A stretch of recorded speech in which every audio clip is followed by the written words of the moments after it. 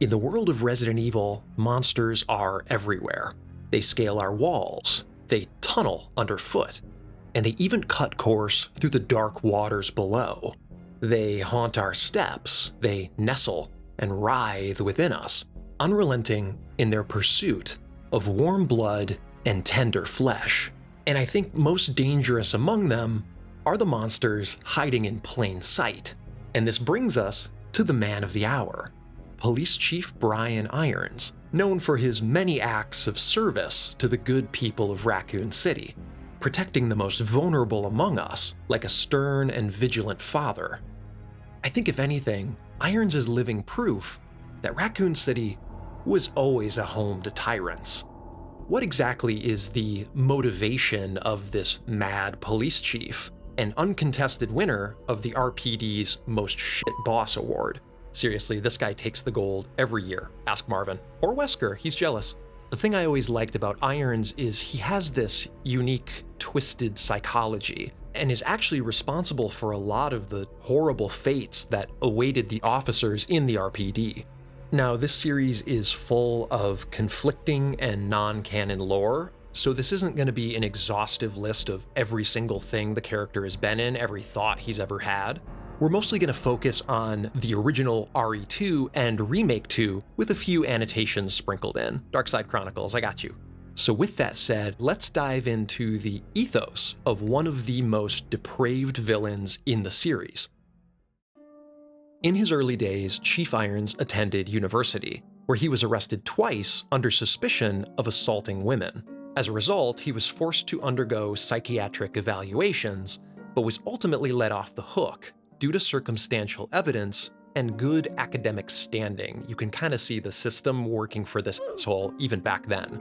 Ever the ambitious riser, Irons pursued a career in law enforcement and politics.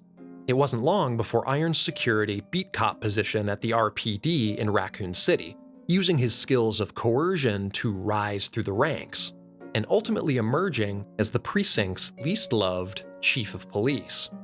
This was only the beginning, as Irons used his new position to gain closer proximity to power, befriending local politicians and even the mayor of the city, Michael Warren. He's the guy with the cool rotating statue in RE3. It's pretty snazzy. Good use of taxpayer dollars.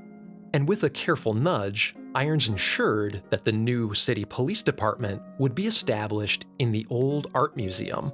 So when Claire's like, who would do this? Yeah, we have Irons to thank for that. Now, during this time, Umbrella was seeking to expand its influence over the city to ensure their horrific research remained secret. And so they arranged a meeting with this ambitious new chief of police, an easy mark to place on their payroll. So of course, Irons, being the greedy pig that he is, starts accepting bribes from Umbrella. And in exchange, the police were kind of at their beck and call. When Umbrella wanted to place one of their employees, Albert Wesker, as the head of STARS, Irons was like, send over the resume. He's got cool glasses, he's in. And he also worked around the clock to cover up the company's many crimes around the city. There's a good example of this in the Outbreak games with the abandoned hospital on the outskirts of Raccoon Forest. And so you can see this kind of golden age emerges for Irons. 5 years of decadence and death, and all the while, Irons raked in the profits. Now, of course, he started small, spending Umbrella's paychecks on extravagant art pieces to line the halls of his police department, embarking on hunting trips for rare and dangerous game, which he took to with a peculiar enthusiasm. And always, Irons would return with trophies of conquest, filling the walls of his office with exotic taxidermied beasts, peering back at visitors through dead glass eyes. In time, the art grew more elaborate and disturbing, rare trinkets hidden within statuary, a nod to the chief's love of art, but also suggestive of his inherent paranoia. Not even veteran cops at the RPD like Marvin or David Ford knew the full extent of these strange puzzles in their workplace. Underground labyrinths, ornate locked doors, hiding all manner of secrets. And of course, any tampering with the police chief's contraptions was met with scorn and blind fury. There's a file where his secretary pushes one of those statues with the red jewel, and Irons basically bites her head off for it. He is not stable. But all this came to a head with the incident at the Spencer Mansion in July 1998. The RPD's Elite Special Forces team, STARS, was sent into the mansion to investigate a series of strange deaths and animal attacks in the Arklay Forest. Of the 12 STARS agents sent in, only 5 returned alive, and one of the casualties was Umbrella's golden child, Albert Wesker. The remaining survivors, like Chris and Jill, were frazzled and screaming an inconvenient truth, that Umbrella was behind everything. And worse yet, the surviving STARS began to investigate Umbrella's wrongdoings and kind of infrastructure within the city. And this was something that Umbrella, and by extension their pet Irons, could not abide. And so Irons, ever the useful idiot, began to run cover for his corporate overlords. He takes steps to disband the remaining STARS members and places them on constant watch to ensure the truth would die with them. Irons, after all, had a wonderful life to protect. Sure, he was hated and feared by his fellow officers, but he was also useful and well paid by the city elites that he served. He made their problems disappear. Problems like the orphaned, the unhoused, the very few cops and journalists speaking truth to power. Irons wiped these troublemakers off the board, or better yet, submitted them as human cattle for Umbrella's many experiments. I mean, what more can you ask for in a chief of police? So despite the many dark spots in Brian's ledger, his assaults on women, the aberrant hunting trips, all of these were permissible to the powers that be, including his superior at Umbrella, William Birkin, Nathaniel Bard, Mayor Warren, and even United States senators with interest in the city. So you have this corrupt cabal of elites holding lavish banquets just before the fall of the city. And Chief Irons is there supplying women as like sick party favors to attendees. It's implied in Remake 2 that he runs kind of like a women's shelter for abuse victims, so he's probably sourcing these women from that. And this is why I love this puff piece from the Raccoon Monthly paper. Every detail is backwards. Protector of the citizens, selling them off for Cronenberg experiments.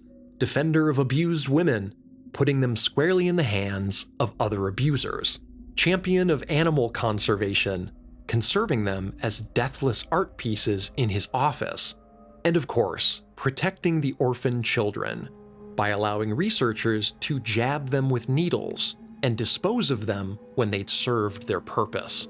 In every signaled virtue, a disguised confession, shameless and brazen, as all corrupt and powerful despots become, especially before their fall from grace.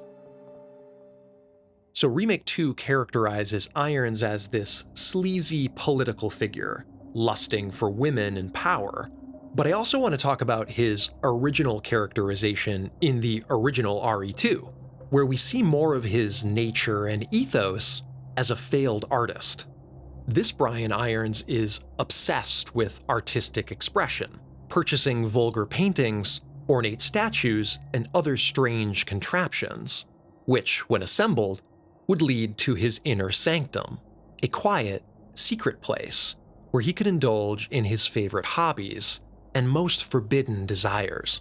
For his many victims, this chipped and bloody table was the last sight they'd see, before those eyes were plucked and replaced with shining orbs of glass, brushing the hair of his victims into exquisite swoops, dressing them in colors of innocence and purity splotched red by their own blood, and posing them on his desk, trophies of a well-won hunt, their skin nothing short of perfection.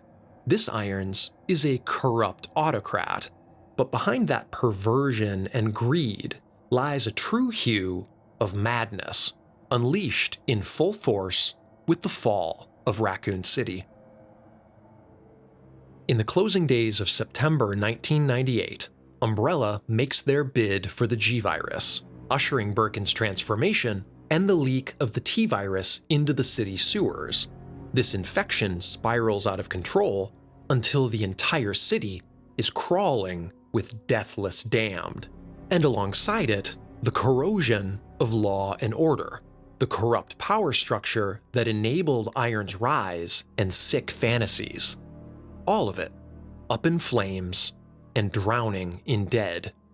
And so, with this turning of the tide, Irons abandons his depraved artistry in favor of blind wrath. His ethos shifts to nihilism. Umbrella and Birkin, bastards and usurpers, have betrayed him. Those monsters from Umbrella have destroyed my beautiful town. How could they do that to me after everything I've done for them? By unleashing their virus on the city, they have taken his favorite toys, the women, the galas, the begrudged respect from his co-workers, everything that makes him him. And so, sitting there at his ornate desk, he makes a solemn promise. No one gets out alive. The residents of the city are his property, and so if he has to go, he's taking everyone with him. Now the plan moves swiftly. He's already arranged the RPD into a giant puzzle box, so all he has to do is remove a few key pieces and watch the survivors flail. The chief begins to redistribute supplies and weapons in the precinct under flimsy pretenses, and his staff are too busy triaging the wounded and taking in survivors to do much about it. He locks away keys and tools in private places, knowing full well the hell that's coming to ensure no one in his precinct survives. And even this is not enough. As the outbreak rages and closes in around the RPD, Irons takes to the halls, gunning down his subordinates and any survivors he can find in cold blood. He even locks up some of the surviving officers to watch them squirm before blowing them to bloody pieces with explosives. Soon after, Irons claims his most prized victim yet, Catherine Warren, the daughter of his colleague and friend, the mayor. And this one is really disturbing because you have to imagine Catherine probably met this guy at a couple of her father's galas, so when he comes up to her, she probably trusted him to take care of her and take her to safety. With her corpse in hand, Irons made plans to dress, pose, and taxidermy her, one last indulgence in his favorite hobby before the end. In Remake 2, Irons also finds and kidnaps Sherry Birkin, the daughter of his old boss at Umbrella, William, in another petty act of revenge. Now, Remake 2 implies that Irons has some designs for the G-Virus. That's why he needs Sherry's pendant. This is a little different from the original Irons, who simply wants to kill every person who dares to escape his doomed city. But either way, we come to confront Irons in his inner sanctum, either within the depths of the RPD or inside the Raccoon orphanage, where at long last, Irons is served the justice he denied for so many. The mutated form of William Birkin, his co-conspirator, arrives, implanting him with a parasitic G embryo. This parasite incubates within the chief and eventually bursts free, just as we arrive to rescue Sherry, leaving our treasured chief of police in a pool of his own blood and filth, his body defiled and discarded, used as a birthing pod by his superior. And those are really just desserts for a man who abused and slaughtered the most vulnerable among us, people he swore to protect. And so I think that's a really perfect fate for Chief Irons. We can step on him a little bit as we go to Sherry. A man who is always driven by entitlement, greed, and hatred, forever blind to the bitter truth that his cover-up for Umbrella's crimes led directly to his own ignoble end and the undoing of his twisted dreams.